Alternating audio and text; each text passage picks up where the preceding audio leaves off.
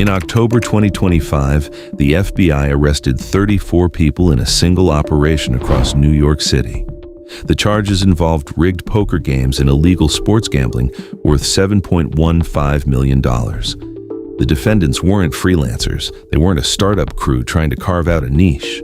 They were members of 4 of the 5 Mafia families, Gambino, Bonanno, Lucchese, and Genovese, working together in 2025, using technology that would have been science fiction in the Gotti era.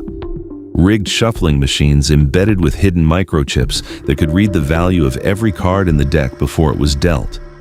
Poker chip trays fitted with concealed cameras, special contact lenses designed to read pre-marked cards invisible to the naked eye, X-ray tables that could see through the felt, off-site operators in separate locations relaying real-time hand information through earpieces to players the indictment called quarterbacks, men sitting at the table pretending to play, while someone in another room told them exactly what every opponent was holding. The victims included NBA coach Chauncey Billups, Miami Heat guard Terry Rozier, and a roster of professional athletes and wealthy businessmen lured into Manhattan high-stakes games by current and former pros the operation used as celebrity bait. FBI Supervisor Mike Mullahy stood at a podium afterward and said what federal law enforcement has been saying quietly for years. La Cosa Nostra is still alive and well in the New York City area. They've just changed some of their methods. That indictment didn't surprise anyone who'd been paying attention to federal court filings. But almost nobody had been paying attention because the cultural consensus, the one built across 4 decades of Hollywood endings and headline-grabbing RICO convictions, says the mob is finished. A relic. A historical curiosity that peaked somewhere between the Castellano hit and the Gotti verdict and has been dying ever since. That consensus is wrong. Not slightly off, not outdated by a few years, structurally wrong. The most powerful of the 5 families, the one that controls more territory, more industries, and more revenue than any other organized crime entity in the United States, has never had a major film made about it, never been the subject of a standalone television series, never produced a boss who held press conferences or posed for magazine covers. And that's not an accident or an oversight. That silence is the product. This is the story of the Genovese crime family, how they built an organization designed to be invisible, why that invisibility is more dangerous than anything Hollywood ever dramatized, and what federal indictments from the last 18 months prove about who actually runs New York. To understand how the Genovese family operates today, in 2026, with 14 active crews spanning 5 states and a boss who hasn't been arrested since 2008, you have to understand a single structural innovation that the other 4 families never mastered. It started, like most innovations in organized crime, with a problem. In 1959, Vito Genovese, the family's namesake, and the man who'd schemed his way to the top through a decades-long campaign of manipulation, murder, and patience, was convicted on federal narcotics charges and sentenced to 15 years. He'd die in prison in 1969, still technically the boss, still issuing orders through intermediaries, but functionally removed from daily operations. The family needed leadership, but the era of the visible boss was ending. The Kefauver hearings in the early 50s had put Mafia faces on national television for the first time. The Valachi hearings in '63 had blown open the entire structure. Names, ranks, rituals, rules, under oath, in front of Congress and every news camera in the country. Every family in New York was learning the same brutal lesson. The boss who can be identified is the boss who can be indicted. The Genovese family absorbed that lesson faster and more completely than any of its competitors. And then they built a system around it that would prove nearly indestructible. Philip Lombardo. That name means nothing to most people, even to people who've read Selwyn Rabb's book cover to cover and can name every Gambino underboss since Albert Anastasia. That obscurity isn't a failure of the historical record. It's the system working exactly as designed. Lombardo, known as Benny Squint to the handful of people who knew what he was, ran the Genovese family from approximately 1969 to 1981. He was the boss, the actual boss, the man whose word was final on every decision the family made for over a decade. And for the entirety of his reign, the FBI didn't know he existed. Other mafia bosses, men who ran their own families and sat on the commission, didn't know he existed. Most Genovese soldiers and captains didn't know he existed. Lombardo used Tommy Aboli and then Frank Funzi Thierry as front bosses, men who appeared to lead the family, took the meetings that might be recorded, absorbed the surveillance, and served as the public face of an organization whose real decision-maker never left the shadows. Orders flowed downward through designated intermediaries, each link in the chain knowing only the link directly above and below. The front boss system wasn't a temporary wartime measure or a desperate improvisation. It was architecture, deliberate, layered, and built to survive exactly the kind of federal pressure that was about to crush every other family that hadn't thought this far ahead. The commission trial of 1985 was supposed to be the death blow. U.S. Attorney Rudolph Giuliani used 171 court-authorized wiretaps and 200 federal agents to build the case. He indicted the bosses of all 5 families. Sentences ran to 100 years apiece. The Lucchese family lost its entire administration. The Colombos lost their boss. The Gambinos lost their boss to assassination before the trial even started. Paul Castellano shot 6 times on the sidewalk outside Sparks Steakhouse on December 16, 1985, in a hit orchestrated by John Gotti. The Genovese defendant in the commission trial was Anthony Fat Tony Salerno. He received 100 years. And here's what the FBI didn't learn until after the trial was over. Salerno was a front boss. He ran the Genovese Social Club on East 115th Street, held meetings, conducted business in full view of the surveillance teams parked across the street. And none of it mattered, because the real boss was someone else entirely. According to Vincent Gigante, a Genovese soldier who later cooperated with the government, Salerno's role was specifically to draw federal attention. The FBI recorded 18 months of conversations inside Salerno's club. They thought they were listening to the boss. They were listening to the performance. The actual boss, first Lombardo, then the man who succeeded him, was untouched. The commission trial devastated 4 families. The Genovese family lost a prop. The man who'd already taken control by then would turn that architecture into something the federal government couldn't penetrate for 3 decades. Vincent Gigante became boss in 1981. He'd been a professional boxer in his youth, fought in the middleweight division, carried himself with the quiet physical authority of a man who'd been hit and had learned what it cost to be visible. He was smart, cautious, and had spent 20 years watching exactly what happened to bosses who let the world see them clearly. His predecessor had built the front boss system. Gigante turned it into a masterpiece of sustained deception. For nearly 30 years, he shuffled through Greenwich Village in pajamas and a tattered bathrobe, muttering to himself, staring at nothing, sometimes urinating in public, checking into psychiatric hospitals with documented regularity, building an insanity defense in real time, in public, every single day for decades. The tabloids nicknamed him the Odd Father. FBI agents privately called him crazy like a fox. Both missed the precision of what he was doing. This wasn't eccentricity or mental illness performed badly. It was operational security performed flawlessly. The act was so convincing that when the federal government finally indicted him in 1990, the case didn't reach trial for 7 years. 7 years of psychiatric evaluations, competency hearings, and legal delays, all of them generated by a man who was simultaneously running a criminal empire from his mother's basement on Sullivan Street.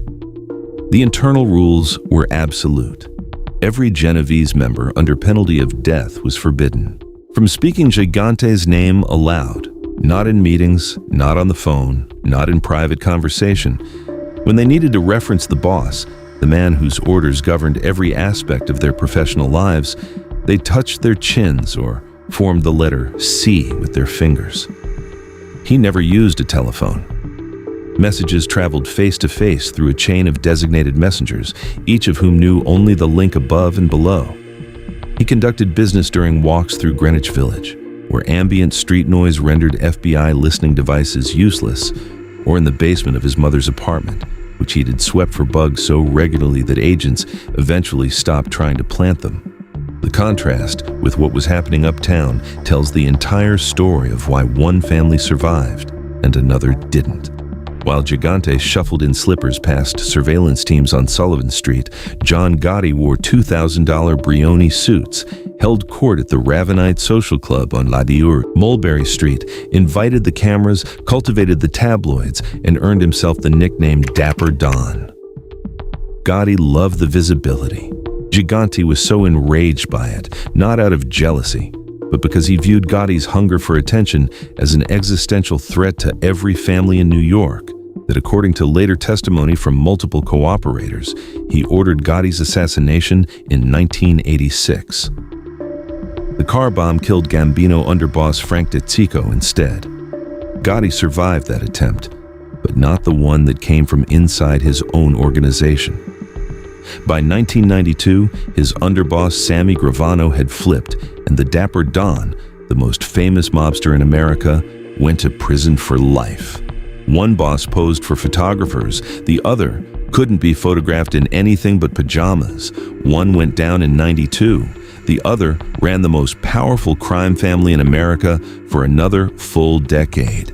FBI agents used to note, and this is documented in multiple investigative accounts, that you'll catch Genovese guys driving Chevys instead of Cadillacs. The discipline wasn't style, it was doctrine. And it produced the one structural advantage that matters more than any other in organized crime. Nobody flipped. Here's a number that reframes everything about how the five families actually work. Between 5 and 8. That's the total number of Genovese members who have ever cooperated with the federal government. In the family's entire history, a history that stretches back to the 1920s, through Prohibition, through the Castel-Amorese War, through the Commission era, through RICO, through the informant epidemic of the 90s. 5 to 8. Compare that to the Gambino family, where Gravano's cooperation alone led to 37 convictions. Or the Bonanno family, which FBI agent Joseph Pistone penetrated for 6 years as Donnie Brasco, living inside the organization, attending meetings, earning trust until the whole thing unraveled, and the family nearly collapsed under the weight of the exposure.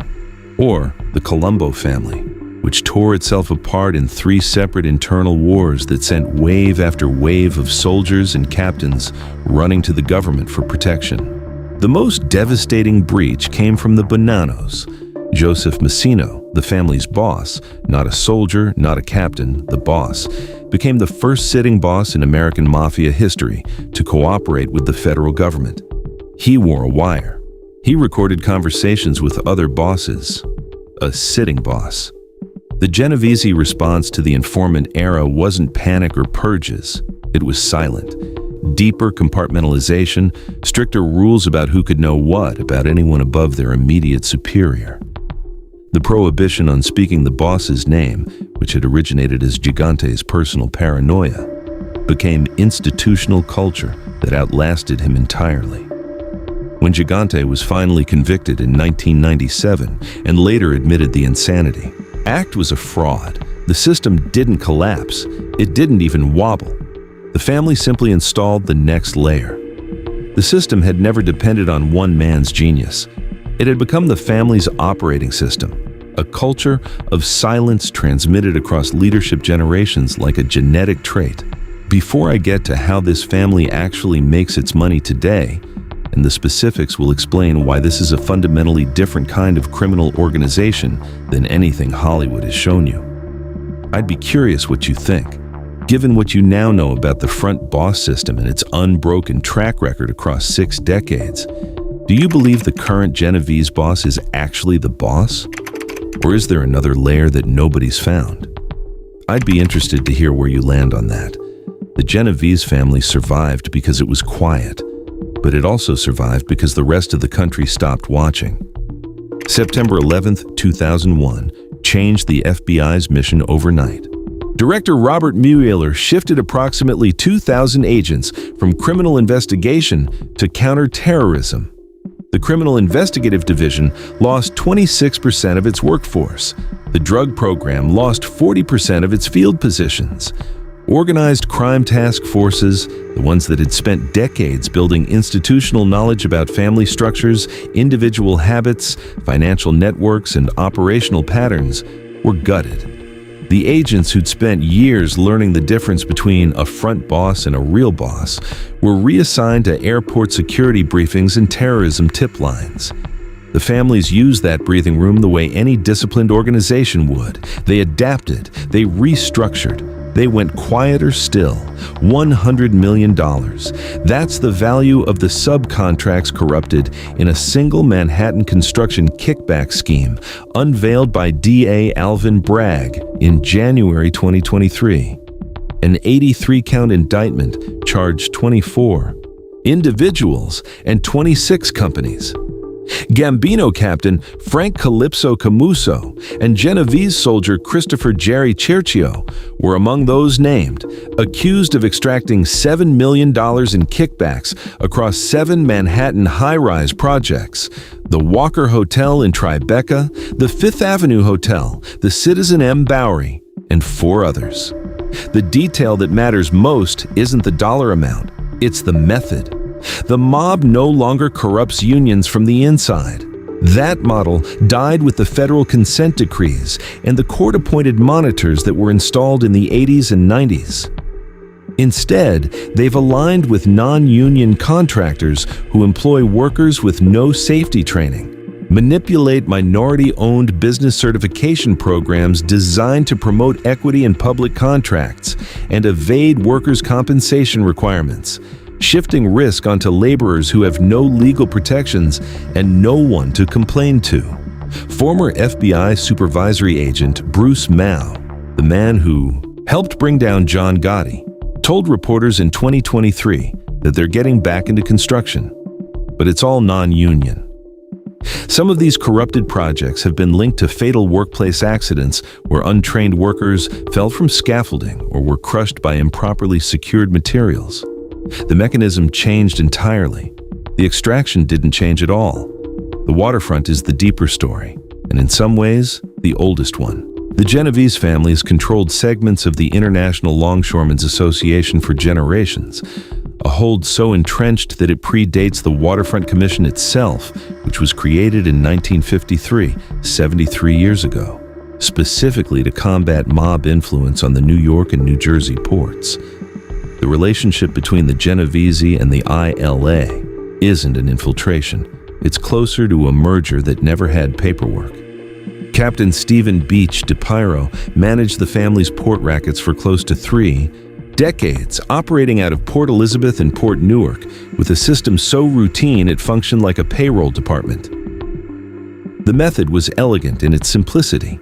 Every year, dock workers received their container royalty fund payments, money earned through the union contract, deposited directly into their accounts. DePiro's people timed their annual extortion demands, what the court documents call Christmas-time tribute payments, to coincide exactly with those deposits. The workers received the money and immediately surrendered a portion to Genovese collectors who arrived on schedule every year, like a second tax season.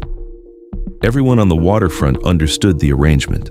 Refusal wasn't an option, and no one needed to explain why. New workers learned the system from veterans who'd been paying tribute for decades. An administrative law judge who reviewed the evidence described the family's waterfront control as maintained through intimidation and fear. But the more accurate description might be inertia.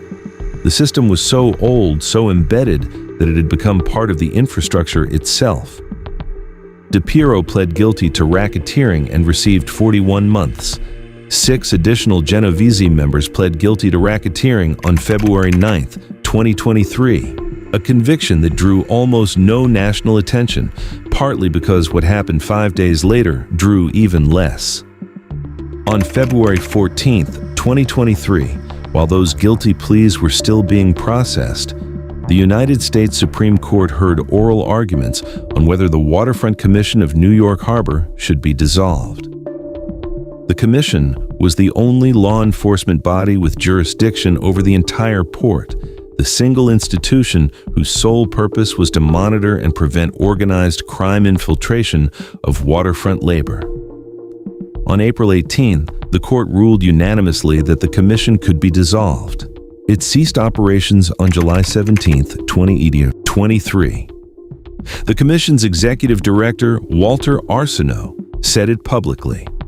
This is nothing less than a total win for the union, a total win for the mob. In its final 13 years of operation, the commission had barred over 300 individuals with documented organized crime associations from working on the waterfront. It had identified more than 590 individuals collectively receiving over $147.6 million per year in outsized waterfront salaries, money flowing to people whose positions existed because of the family's influence over hiring and job assignments. Harold Daggett, president of the ILA since 2011, earns $638,000 annually. The Department of Justice identified him as a Genovese associate in 2 separate filings. He was tried on RICO charges in 2005, alongside alleged Genovese captain Larry Ricci. Daggett was acquitted. Ricci was found murdered in the trunk of a car during the trial. In October 2024, Daggett led the East and Gulf Coast port strike, the first major port work stoppage in decades, affecting 45,000 workers and temporarily paralyzing supply chains along the entire eastern seaboard. The Waterfront Commission that might have been watching no longer existed. The gambling operation from October 2025, Operation Royal Flush, revealed one more critical detail about how the families work in the current era. Former Gambino associate Luis Ferrante, who has spoken publicly about family operations since leaving the life, noted that the mob only has multiple families involved when something becomes like gasoline, when they're doing multi-millions of dollars. 4 families cooperating on a single scheme signals genuine institutional scale. Billups and Roser weren't partners in the gambling ring. They were what the indictment called face cards, celebrity bait deployed to lure wealthy victims into rigged games where the outcome was determined before the first card was dealt. The games moved across Manhattan, the Hamptons, Las Vegas, and Miami. The families split the proceeds through an arrangement that required negotiation, trust, and the kind of organizational discipline that street crews don't possess. The numbers across all 5 families tell the structural story with precision the narrative alone can't match. The Genovese maintain an estimated 250 to 300 maid members and over 1,800 associates, the largest of the 5 families by a commanding margin. The Gambinos carry roughly 150 to 200. The Luccheses and Bonanos each field around 100. The Colombo family, which federal prosecutors have described as decapitated after the conviction of nearly its entire administration, operates with approximately 75. But size alone doesn't account for the disparity in outcomes. The Gambinos have faced 4 separate federal and state cases since 2022, including a 17-person indictment on Staten Island for a $22.7 million gambling ring with $500,000 in outstanding usurious loans, featuring a former NYPD officer acting as a loan shark. The Lucchese had 39 defendants charged in a single New Jersey indictment in April 2025, including ruling panel member Georgie Neck Zappola and Captain Joseph Big Joe Perna, with $3 million in seized criminal proceeds from poker clubs hidden behind functioning restaurants in Totowa, Garfield, and Woodland Park. New Jersey Attorney General Matthew Platkin captured the corrective angle perfectly when he announced the charges. We may all think that the portrayal of organized crime we remember from movies and television shows and books no longer exists, but we are announcing charges today that allege it still does. 7 months later, 14 more Lucchese associates were charged in a separate family-run sports betting ring that moved $2 million in gambling transactions, operated by soldier Joseph Little Joe Perna, his 2 sons, ages 23 and 25, his stepson, his wife, and his ex-wife. 3 generations of one family running a criminal enterprise together, the youngest members born decades after Goodfellas came out. A family business in every sense of the word. The Genoveses keep appearing in other families' indictments. A name here, a soldier there. But the family itself hasn't faced a top-down RICO prosecution that reached its leadership in years. The architecture holds. Current boss Liborio Barney Bellomo was inducted in 1977 at age 20, among the youngest members ever made, in a ceremony above an East Harlem pizzeria. He received a single federal conviction, racketeering, in the late 90s, resulting in a 5-year sentence. He was released in 2008. In the 18 years since, he's been virtually invisible. No arrests, no public appearances, no documented meetings that have surfaced in any federal filing. Some cooperating witnesses have speculated, and this remains unconfirmed, that Bellomo himself might be another front boss, with the real power hidden behind yet another layer the government hasn't identified. Street boss Michael Mickey Ragusa handles the family's daily operational decisions. Whether Ragusa reports to Bellomo or whether Bellomo reports to someone else is the kind of question the invisibility architecture is specifically designed to make unanswerable.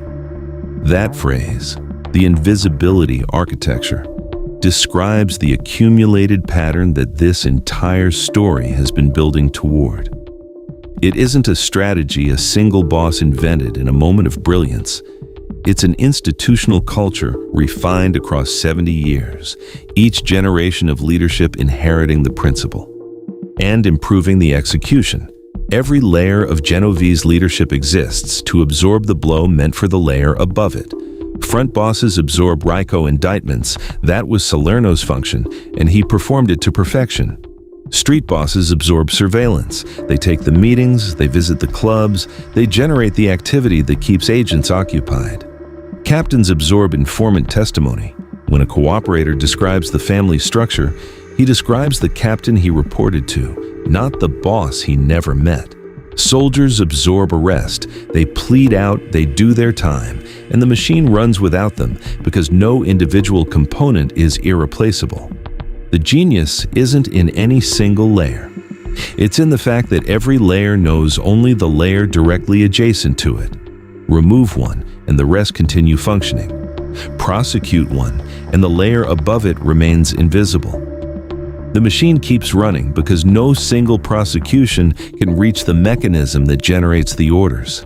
Other families attempted insulation, buffer layers, acting bosses, chains of command designed to create distance between the top and the street. The Genovese made insulation the entire operating philosophy.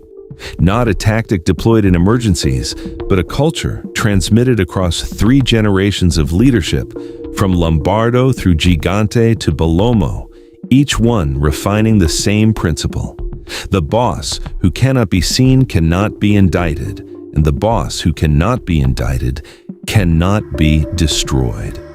Hollywood has been burying the mob for 40 years. The genre tells a single story across 5 acts.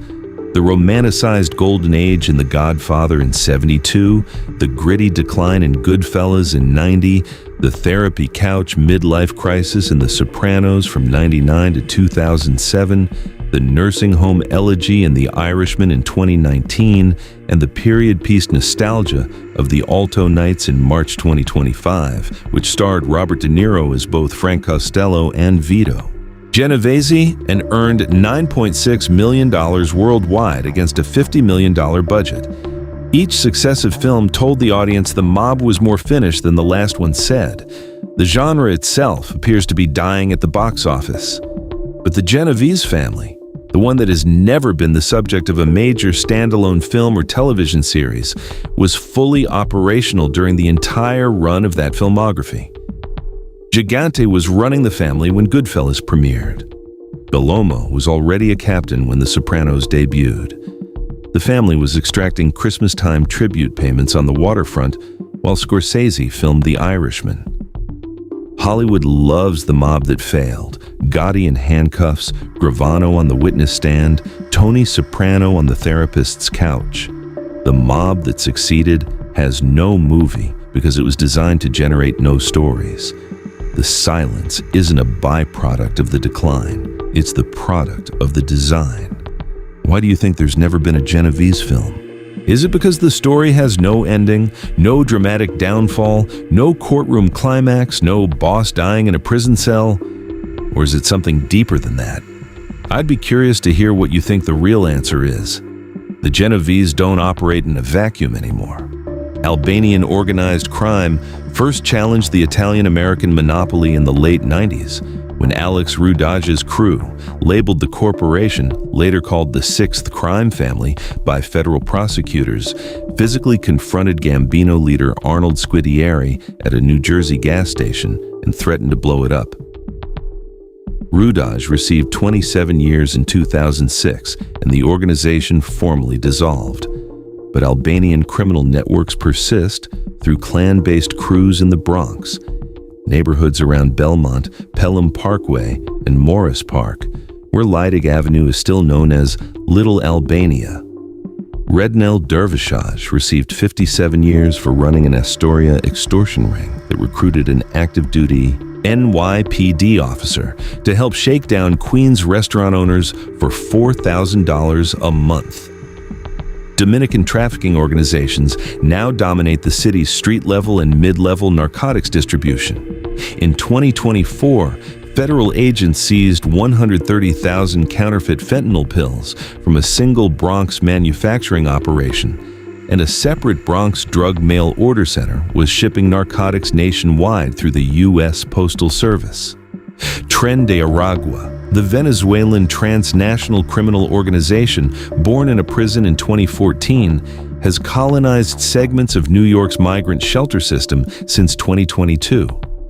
Federal prosecutors have charged approximately 38 TDA and splinter faction members with racketeering, double homicide, sex trafficking, kidnapping, and gun trafficking, including a ring that moved 34 firearms. A new TDA subsidiary operating in Midtown is allegedly led by a 12-year-old. But here's the distinction that separates the Genovese family from every other criminal organization operating in New York in 2026. And it's the distinction the entire script has been building toward. These groups operate in the narcotics and street violence economy. They're visible by design. They generate headlines. They produce the kind of body counts that show up in NYPD statistics and cable news chyrons. The Genovese operate in infrastructure, construction, ports, waste hauling, labor unions. The kind of power that doesn't make the evening news because it looks like commerce. Because it is commerce, just commerce with a silent tax attached. Cartels move drugs. The Genovese collect a percentage on every building that goes up in Manhattan, every container that comes off a ship at Port Newark, every garbage truck that rumbles through Brooklyn before dawn. That structural power is harder to replace than any drug route, harder to prosecute than any narcotics conspiracy, and harder to see than any street crew, because by design, it doesn't look like crime. It looks like the cost of doing business in New York. If understanding the difference between the kind of power that gets you on the news and the kind that never does is what brought you here, a Leica tells me to keep going deeper. Sullivan Street in Greenwich Village is quiet in the mornings. The Triangle Social Club at 208 Sullivan, where Genovese members met for decades, where they were forbidden to speak their boss's name, where they touched their chins instead of saying it aloud, closed in 2011. Some considered it the last of New York's great Mafia social clubs. A few doors south, at 225 Sullivan, is the apartment building where Vincent Gigante shuffled past FBI surveillance teams in his bathrobe for 30 years, muttering at parking meters, performing a madness so disciplined that the men paid to watch him couldn't help but privately respect the commitment. There's nothing on either building that announces what happened inside.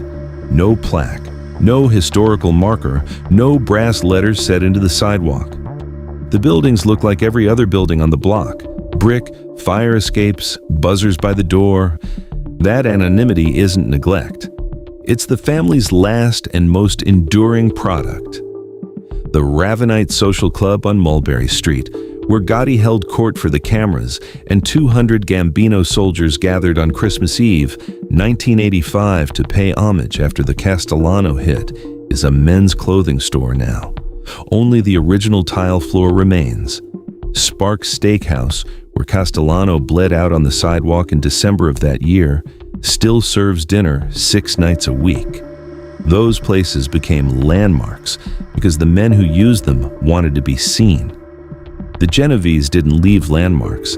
They left invoices, buried in construction budgets, hidden in waterfront payrolls, folded into the cost of concrete and steel and every ton of garbage that leaves the 5 boroughs, 14 active crews, 5 states, a boss who hasn't been arrested in 18 years, an X-ray poker table seized 5 months ago, a waterfront commission dissolved over the FBI's own objections. The forgotten gang didn't disappear. It just made sure you'd stop looking.